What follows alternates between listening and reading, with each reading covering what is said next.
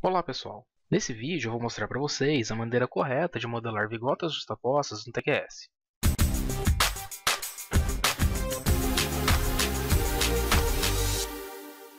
A modelagem das lajes treliçadas é condicionada pelo lançamento dos enchimentos. No sentido principal da laje, temos nervuras espaçadas de acordo com o molde de EPS ou bloco cerâmico, e cada alinhamento ele representa uma treliça. Em nosso projeto, nós temos o EPS de 40 cm, que determina um intereixo de 49 cm. Esse EPS ele não tem a seção retangular, ele é um trapézio cujas abas elas se apoiam cerca de 2 cm na sapata de concreto. Vamos analisar uma imagem que elucida melhor aqui essa seção transversal. Então essa é uma seção transversal típica que corta a nervura principal de uma laje treliçada. No caso, aqui uma laje com altura total de 17 cm. Então percebam que o molde, no caso aqui um bloco de EPS, ele é trapezoidal. E ele se apoia cerca de 2 cm na sapata de concreto, que tem 13 cm.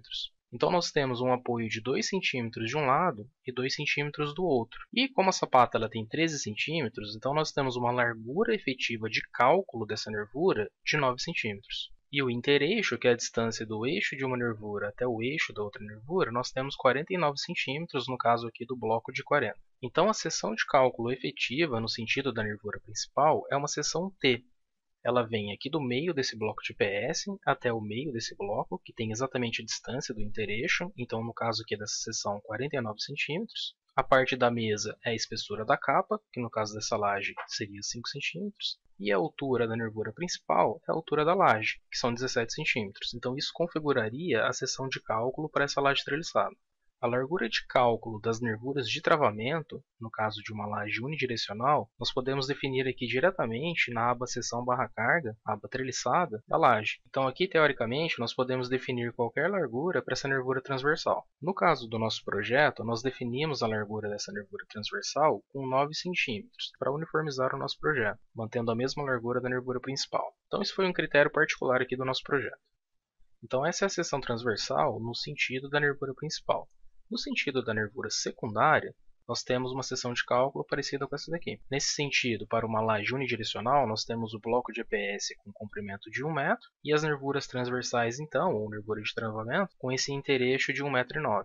Então, no caso do nosso projeto, nós definimos a largura da nervura de travamento com 9 cm, mas a altura da nervura de travamento não é a altura total da laje. É a altura da laje descontado os 3 cm da sapata. Porque a nervura transversal, a armadura da nervura transversal, ela passa por cima da sapata do alinhamento principal. Então o TQS faz essa consideração de forma automática, ele desconta essa altura. Se nós analisarmos o nosso projeto, percebam que isso faz sentido. Nós temos aqui um alinhamento principal, a vigota, e a nervura transversal. Então a nervura transversal ela vai correr aqui por cima da sapata do alinhamento principal. Então por isso a altura dessa nervura transversal ela precisa ser menor na consideração de cálculo. E no detalhe, voltando aqui rapidamente, nós temos esse elemento aqui chamado plaqueta. E o que é essa plaqueta? É um elemento para execução. Essa plaqueta ela é colocada entre as sapatas aqui da nervura principal. Então ela é colocada aqui, ó. Porque se não colocarmos essa plaqueta nessa região, isso aqui vira um vazio. E na hora da concretagem, o concreto vaza por aqui. Então aqui nós temos a plaqueta, aqui passa a vigota, a sapata do alinhamento da nervura principal. Plaqueta, sapata, plaqueta, sapata. Com isso forma então um elemento aqui contínuo, onde será descontado esses 3 cm. E mais um detalhe muito importante. Para a nervura principal, a seção de cálculo é essa seção T que nós já falamos. Mas para a nervura de travamento, essa nervura secundária, o TQS não vai considerar essa seção de cálculo como uma seção T. Então, na realidade, a nervura de travamento, a nervura transversal, a seção de cálculo é apenas a seção retangular. Até existe um critério que permite que nós alteremos essa condição. Tem um critério lá no TQS, onde ele fala que, dependendo da distância do intereixo dessas nervuras transversais, ele vai ou não considerar a seção de cálculo como uma seção T.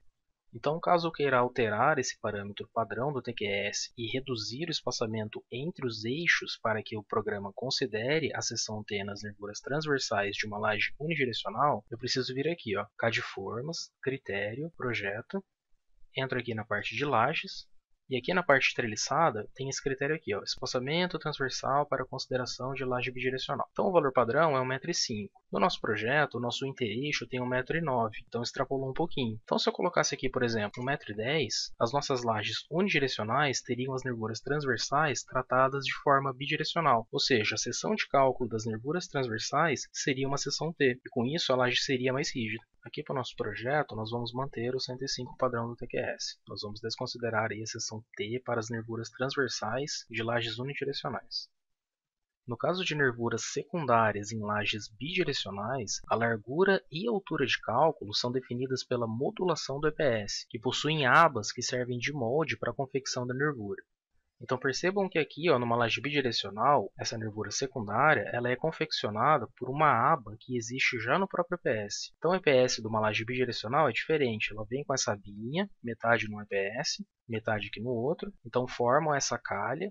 E ao longo então aqui de todo esse alinhamento é confeccionada essa nervura secundária, diferente lá da laje unidirecional, onde não existe a abinha, então no lugar dessa abinha é colocada uma plaqueta para que o concreto não vaze, e aí conforma a nervura de travamento. Então no caso aqui é uma nervura secundária para essa laje bidirecional. A maior diferença entre a nervura de travamento no caso de uma laje unidirecional e a nervura secundária no caso de uma laje bidirecional é a seção de cálculo. As nervuras de travamento elas possuem seção retangular, porque geralmente o intereixo entre uma nervura e outra é maior do que 1 metro. E as nervuras secundárias, no caso de uma laje bidirecional, possuem seção T. Percebam que a distância do intereixo das nervuras secundárias, no caso de uma laje bidirecional, é sempre menor do que 1 metro, porque essa modulação aqui geralmente ela é quadrada. Geralmente o intereixo da nervura principal é igual ao intereixo da nervura secundária. Então isso aqui está gerando em torno de 49 centímetros. E com isso o TQS também vai considerar aqui uma seção T para essa nervura secundária. A altura dessa nervura secundária ela também vai ser limitada, porque essa aba aqui ela é desconsiderada da seção de cálculo. Então a altura de cálculo da nervura também vai ser desconsiderada os 3 centímetros. A largura dessa nervura geralmente tem 9, porque essa aba aqui tem 4,5 de cada lado. E forma então essa seção de cálculo em T no nosso modelo. Então a laje bidirecional ela tende a ser realmente bem mais rígida dentro da estrutura. Muito bem, feitas essas explicações iniciais, vamos ao que interessa, modelagem de vigotas justapostas. Basicamente, o que é preciso fazer aqui é ajustar a largura da nervura onde se deseja a vigota justaposta. É preciso que o espaçamento entre os enchimentos tenha um valor exato da seção de cálculo para a condição de 2 ou 3 vigotas justapostas. Então essa é a grande questão, qual seria essa largura? Eu já vi vídeos onde a pessoa explica que para fazer aqui uma vigota justaposta considerando, por exemplo, 2 vigotas, basta deixar aqui uma largura com 2 vezes essa distância original. Ou seja, se aqui tem 9 centímetros, basta deixar aqui com 18, que o TQS reconhece 2 vigotas justapostas. Não, isso está errado, não é assim que faz. Então qual é o procedimento correto? Aqui eu estou representando a condição da seção de cálculo atual, para uma laje aqui no nosso caso de 21 centímetros. No caso da altura não importa muito, o que importa aqui é a largura da sapata, no caso aqui nós temos 13 centímetros de largura, e como eu comentei, essa aba aqui, entre 2 centímetros de cada lado, forma uma nervura com 9. Para que nós possamos fazer aqui, por exemplo, 2 vigotas, o que nós precisamos fazer é justamente considerar essa seção aqui. Então eu tenho de um lado o EPS entrando 2 centímetros, tenho uma vigota, depois eu tenho outra vigota imediatamente colada com essa vigota aqui, ou seja, vigota justaposta, e do outro lado nós temos também o EPS entrando 2 centímetros, ou seja, essa largura aqui não é 2 vezes 9, não é 18. Essa largura aqui é essa aqui, até essa face do EPS até essa face aqui. Então nós temos aqui 22 centímetros. Essa é a largura que eu preciso deixar ali no meu modelo para que o TQS reconheça uma vigota justaposta com 2 vigotas.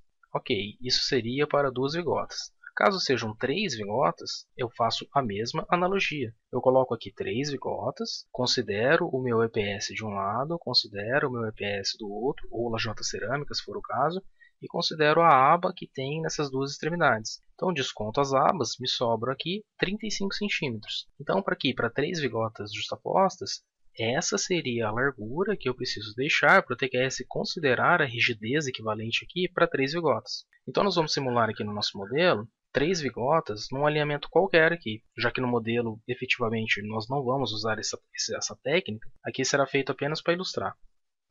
Então aqui como que nós faríamos? Bom, vou vir aqui na aba modelo e vou filtrar aqui as nervuras. Eu vou apagar essa região e vou inserir aqui essa nervura, na verdade eu vou copiar essa nervura, considerando a 35 centímetros, que seriam aqui 3 vigotas justapostas.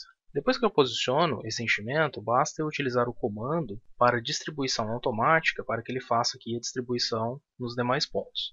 Então vamos lá em laje e o comando que nós já aprendemos. Então, com isso, ele considerou aqui nessa região, ele vai considerar nessa região 3 vigotas justapostas. Eu vou fazer aqui, ó, nesse alinhamento, eu vou considerar aqui um espaçamento de 27 centímetros, que seria exatamente 3 vezes a largura dessa nervura principal, para que eu possa mostrar para vocês como que nós identificamos se o TQS considerou ou não efetivamente essas vigotas justapostas. Então, eu vou copiar aqui ó, com o comando Ctrl F4, F, pego esse ponto, auxiliar, 27 e distribuo no restante. Então nós temos aqui 27 centímetros e aqui 35. Eu vou processar agora esse modelo e nós vamos analisar os resultados considerando então uma faixa de 27 e uma faixa de 35. Após o processamento, considerando ali aquelas edições, vamos acessar aqui a grelha e nós temos aqui então a grelha do nosso pavimento. Vamos ampliar aqui, vocês já devem ter percebido aqui uma diferença.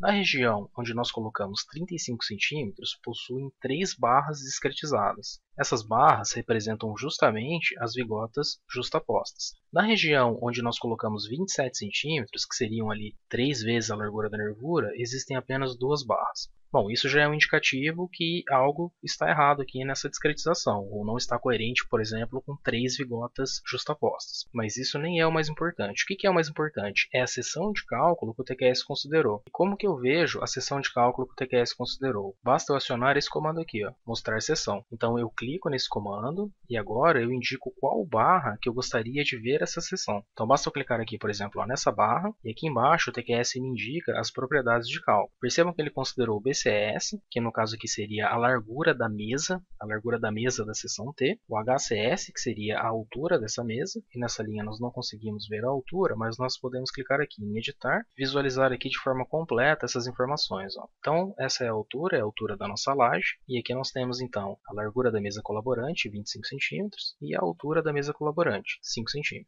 Nós podemos repetir esse comando para as outras barras, mas certamente elas vão ter as mesmas propriedades, porque a barra tem a mesma cor. Então, ó, podemos clicar aqui em mostrar seção, clicar agora nessa barra do meio, também tem uma mesa colaborante de 25, e podemos agora acionar aqui na última barra, também tem uma mesa colaborante de 25 centímetros. Ok, mas o que são 25 centímetros? O TQS pegou a mesa total, a largura da mesa total aqui da seção T, e dividiu por 3.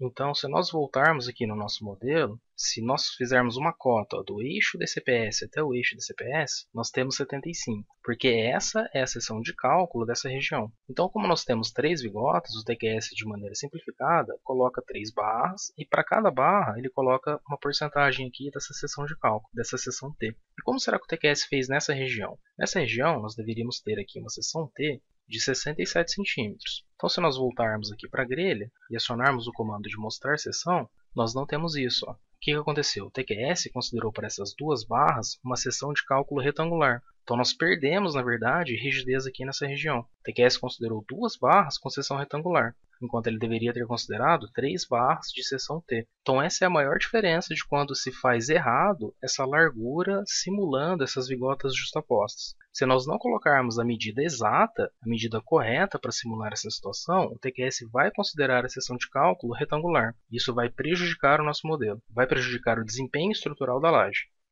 Então essa seria a forma adequada de simular as vigotas justapostas. Aqui estaria equivocado.